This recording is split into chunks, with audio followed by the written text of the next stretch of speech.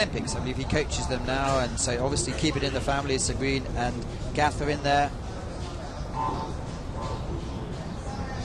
and they're away.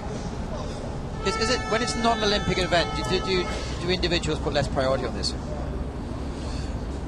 Yes and no. I think a race is a race, and I think we've been seeing it in the 500 for men's kayak. Everyone's still going in that race, big full event. So I think people really just like racing, and they put all they have into it.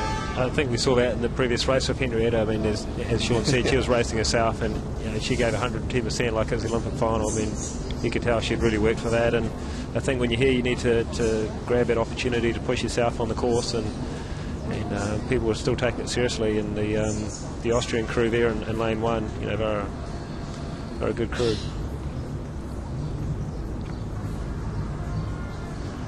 And also at the bottom you picture the ones we haven't mentioned yet, Léa Jamelot and Sarah Troel from France. Means you can see how they come through. Yeah, this Polish crew looks like they're out for a stroll. They're just having a good time, looking very efficient out front. There's Karolina Pielin and Marta Lisecki. Oh yeah, understroking everyone. That's always good to see. Now whether that's efficiency or fatigue, you never know.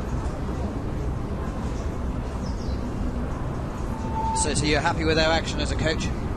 If I saw my crew paddling like that out front, I'd be pretty optimistic. They seem to be pretty relaxed, pretty efficient. That's a good sign. And Ben, it looks to me almost slow motion.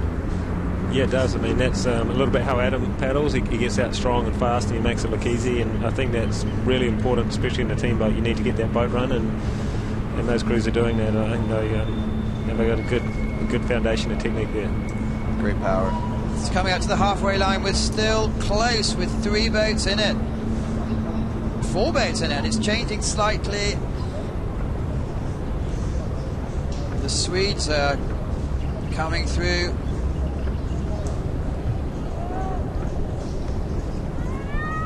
So they do have some form and been together for a couple of years now.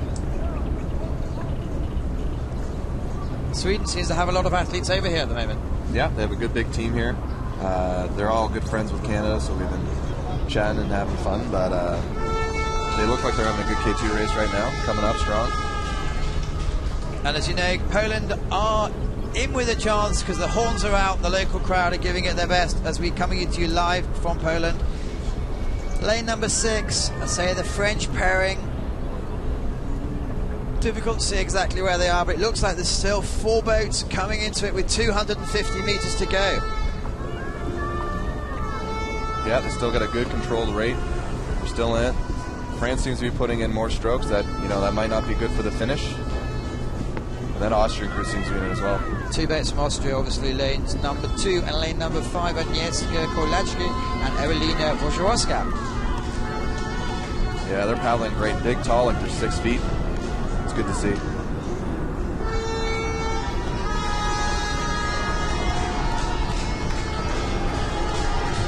That stroke rate might not just be as low as we think. They're just so smooth that slows it down. The Russian crew on the 200 for men's kayak is also like that. They make it look so good that it's almost like it's in slow motion. Last 100 meters to go. Lane 1, Austria. Lane 5 in a bright yellow, painful for the eyes boat.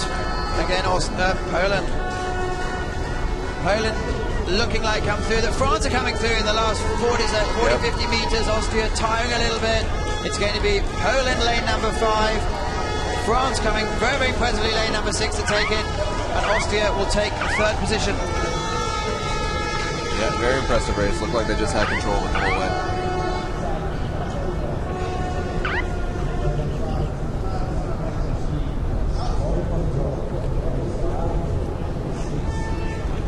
They don't even look, the makeup hasn't smeared at all, and they don't even look that tired. That was a very good race by Poland. That was some very good paddling there. That's one of the smoothest K2s I've seen for a little while. They seem to have a lot of, I know it's their home regatta, so obviously they have everyone out, but they seem to have a lot of strength in depth, the Poles. Yeah, absolutely. I think they've got a very strong federation, and they host a World Cup every year. It shows how important kayaking is here, and it's great to see that manifest into the top crews that they're able to produce. Still got races to go.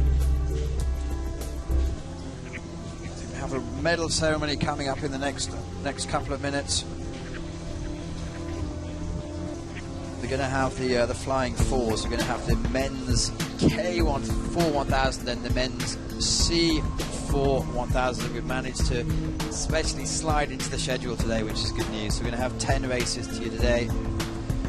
Sean Fair from Canada, Ben Furry from New Zealand. So it's an Anglo-Saxon group here. In Canada, you have quite a few French and quite a few English in the same boat. Does that work well? Yeah. Sadly for the French, they typically have to learn English before we learn French. We all try to make an effort, but they're much better at learning our language. But you know, when you're younger, you're going to have a few people that don't really know any English at all. But once you get to this level, pretty much everyone can speak English. K2 1000 women's finals, Poland, France, and Austria as we